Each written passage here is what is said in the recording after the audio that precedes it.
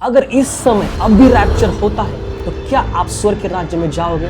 क्या आप उस रैप्चर में उठा लिए जाओगे? देखो, बहुत से लोग आके कहेंगे कि परमेश्वर ने तेरे नाम से प्रोफेसी की है, संदेश दिया है, दुष्ट आत्मा निकाली और बहुत बड़े बड़े मिरेकल किए। तो परमेश्वर उनसे क्या कहेगा? मत्ती के 23 में लिखा है, तब परमेश्वर उनसे कहेगा कि मेरे सामने से निकल जा। क्यों? वचन कहता है, एक कुकर्म करने वाले मेरे सामने से निकल जा। कुकर्म करने वाले, कुकर्म मतलब बुरा काम, झूठा काम, मतलब वही पाप में फंसे रहना, वही पापी जिंदगी जीना, इसे कहते हैं कुकर्म करने वाले। सो यहाँ पर परमेश्वर कह रहा है कि कुकर्म करने वाले मेरे सामने से निकल जाओ।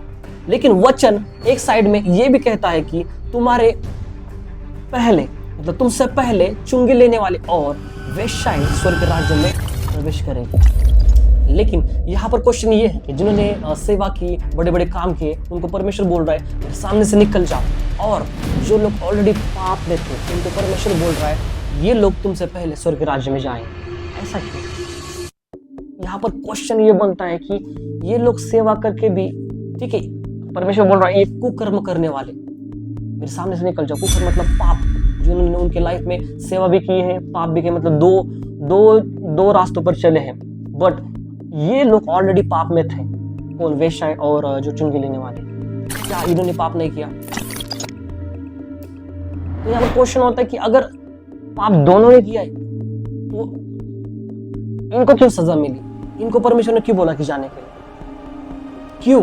बिकॉज ये लोग वो है, मतलब चुने हुए लोग, इन्हें ऑलरेडी परमेश्वर ने चुना है, जो बहुत सालों से परमेश्वर की सेवा कर रहे हैं। अगर आपको पता है कि सीन क्या है, पाप क्या है, पाप का फल क्या है, आपको पता है पाप का फल मौत है, और आप जानते हुए भी ये कर रहे हो, तो इसमें आपको माफी नहीं मिलेगी। ऑलरेडी जब तक आप धरती पर हो, परमेश्वर आपको क्षमा करेगा। बट एक बार आप उस रिलम में चले गए, जब एक बार न्याय का दिन आ गया, जिस दिन आप धरती छोड़ोगे, उस दिन के बाद कुछ नहीं होगा। जो करना इस धरती के ऊपर करो। और जब न्याय का वक्त आएगा, तब परमेश्वर जीवन की पुस्तक में से आपको दिखाएगा कि आपने कितने क्या किया, क्या नहीं। सी, जब क्रूस के ऊपर जीसस और दो डाकू थे, तब एक डाकू उनके ऊपर हंस रहा था, और दूसरे डाकू ने क्या किया? एक्सेप्ट किया, परमेश्वर को एक्सेप्ट किया, मतलब तू हमारा उद्धार करता है, जीसस ही खुदा है, ये बोल के एक्सेप्ट किया। उसने बोला मुझे मत भूलना। तब जीसस ने क्या कहा कि आज ही तू मेरे साथ सुख लोक में होगा। सो यहाँ पर क्या हुआ कि उसने एंड मोमेंट, लास्ट मोमेंट पे जीसस को एक्सेप्ट किया। सो दैट्स व्हाई वो आज स्वर्ग के राज्य में है।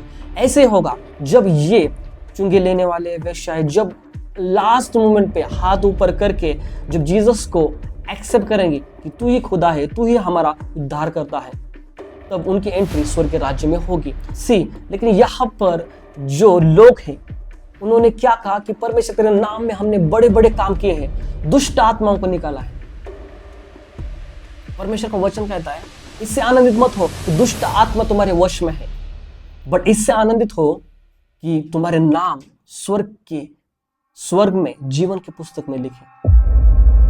अगर आप अभी भी उस पाप में, उस गंदगी में फंसे हुए हो, उस पाप भरी जिंदगी में चल रहे हो, एक साइड में सेवा भी कर रहे हो और एक साइड में ऐसे पाप कर रहे हो, अगर आपको लग रहा है कि आपको कोई नहीं देख रहा, तो ध्यान देना, परमेश्वर के एंजल्स हर वक्त आपके ऊपर नजर रखे हुए हैं। आप जो कर रहे हैं वो लिख रहे हैं।